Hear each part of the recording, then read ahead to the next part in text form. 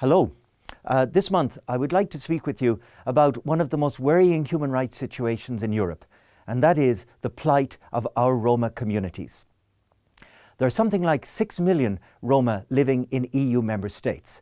That's an enormous number of people. It's larger than the population of many of our countries. And the situation of those 6 million people is deeply worrying. Across all the social indicators, we have really unacceptable figures. The indicator of access to the workplace, a receipt of health care, access to education, and on it goes. Take access to education.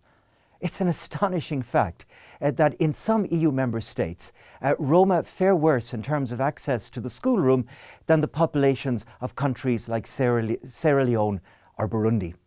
Sierra Leone or Burundi, two of the world's poorest countries, and yet I'm speaking of access to education in this Europe, the richest corner of the earth. Side by side with these patterns of deprivation, we have very worrying and frankly growing levels of harassment, intimidation, discrimination. And side by side with that, a fear by Roma in many places to report these acts to the authorities.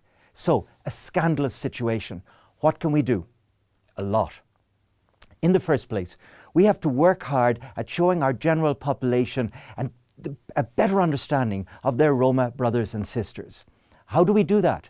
We do that in large part by working with the Roma community to tell their own stories, to tell their own situation. Not just the stuff that's going wrong, and there's a lot of that, but also the positive stories, the stories of a fantastic culture here at the heart of Europe.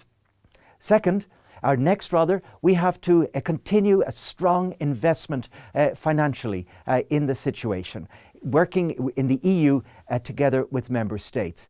And finally, no matter what we do, let's do it working closely with Roma women. I have visited countless Roma communities, and I've been so impressed by the extent to which it is women who are the drivers of change. In partnership with them, we can see a real difference.